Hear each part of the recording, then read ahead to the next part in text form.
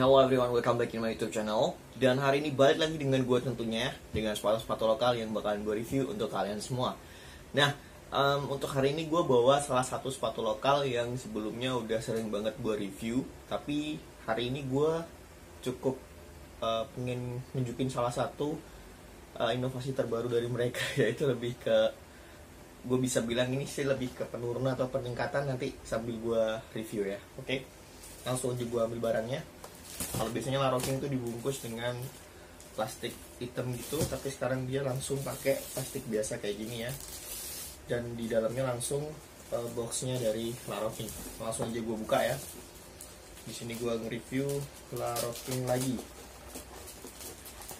Oke, kalau gue rasa sih dari sisi box ya, sebelumnya sih mereka punya box single box ya. Ketika kita membeli satu itu dapat single box. Nah, jadi sekarang karena gue beli dua sepatu, nggak tahu kok jadi single box seperti dari dua sepatu jadi single box ini, nggak tahu kenapa. Sebelumnya tuh kayak gini ya, model-modelannya La Rocking tuh kurang lebihnya kayak gini. Ya, mereka pakai single box untuk satu sepatu. Tapi untuk sekarang nggak tahu kenapa La Rocking langsung gabungin box baru mereka di sini. Dan di dalamnya ada dua sepatu.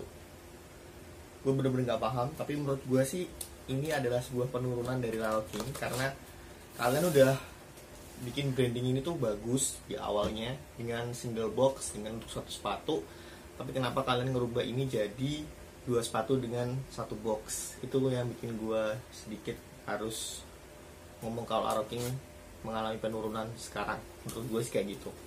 Even gue beli dua sepatu, tetap hak gue kan harusnya tetap dapat dua box untuk dua sepatu. Oke, langsung gue buka di sini. Di sini gue bawa La Rocking yang seriesnya Emperor sama Vortex. Oke, Emperor sama Vortex. Ini kan udah sobek juga. Nggak tahu kenapa, menurut gue jelek aja La Rocking sekarang. Kemarin gue sempat review La Rocking tuh ada beberapa hal yang bagus, tapi sekarang gue rasa sih La Rocking ngalamin penurunan untuk beberapa produk sepatunya. Ini aja kalau gue lihat kayak gini ya bentuknya. Emperornya jelek banget kayak gini ya. Di sini dia pakai satu box untuk dua sepatu. Kemudian di sini ada lagi yang Vortex series putih. Sama kerasnya sih, emang dari kemarin gue bilang Vortex itu sepatu yang keras. Oke. Kalau di series Emperor gue rasa kalian semua udah pada paham ya kenapa Emperor ini jadi primadona, karena emang dia adalah series paling bagus menurut gue sejauh ini, di bawahnya Dalton ya.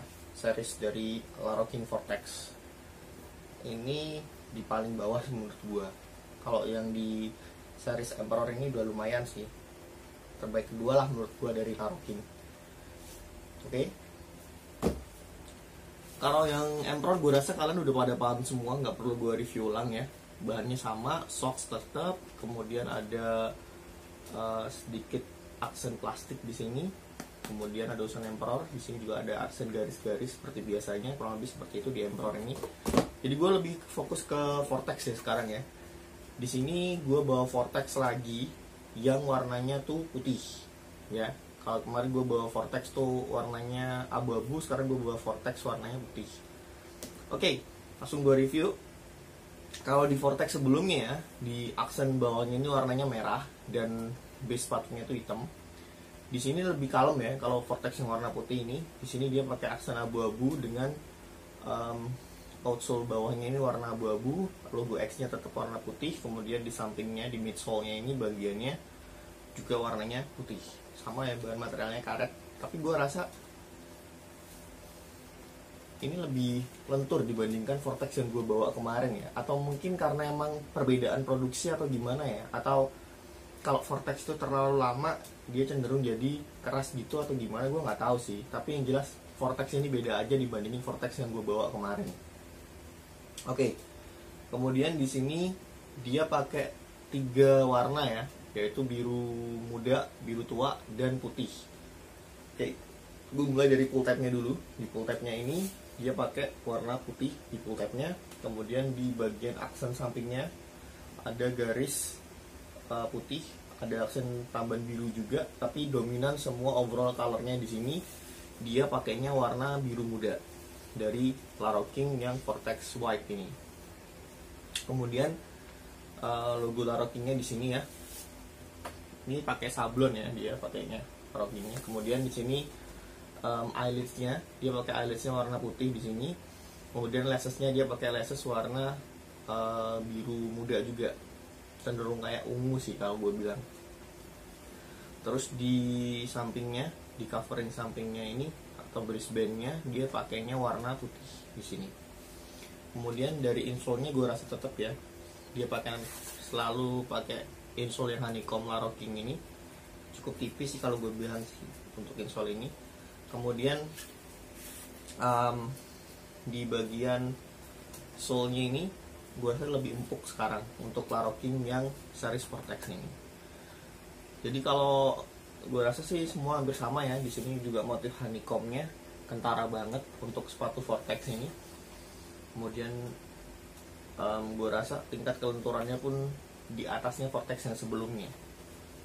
Tapi kalau gue lihat dibandingin ini, tuh mau digimanain aja ini tetap lentur sekali untuk Laro King yang series Emperor ini.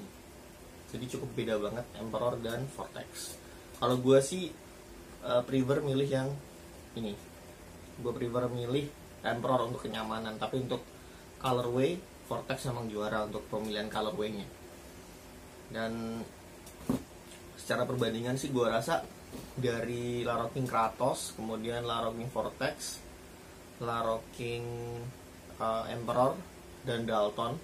Jadi nomor 1 itu Dalton, kemudian Emperor, terus Kratos, dan paling bawah tuh gue rasa Vortex untuk penggunaan material yang digunakan dalam sepatunya dan juga tingkat kelenturan sepatunya.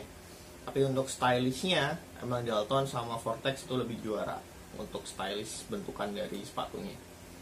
Oke, mungkin next gue bakal bawa Laro King lagi, tapi dengan series yang lain kemungkinan, karena emang banyak banget ya series dari Laro King itu. Dan gue juga interested sama Laro King sebagai brand lokal yang punya inovasi-inovasi yang cukup banyak. Tapi gue cukup kecewa dengan performa packaging yang dia gunakan untuk saat ini, karena dia emang enggak banget sih untuk secara dua sepatu dipakein satu box gitu kan, enggak banget. Kalau misalnya kalau belinya itu satu keluarga atau apa gitu nggak masalah sih, tapi kalau misalnya kalian pengen beliin untuk orang lain dan sebagainya, gue rasa sih is unworth it untuk Laro King. Oke, walaupun cuma 100.000, tapi kalian juga harus pikirin gimana konsumen kalian. Gak tahu ya, gue beberapa hari ini dapat reviewan sepatu kok kayaknya nggak maksimal banget dari beberapa brand, even sepatu yang cukup besar sampai dengan even sepatu yang baru kayak gini. Semoga kedepannya sepatu-sepatu lokal bisa terus berkembang, karena emang harganya juga bakalan terus naik untuk kedepannya. Jadi survive terus untuk sepatu-sepatu lokal di Indonesia.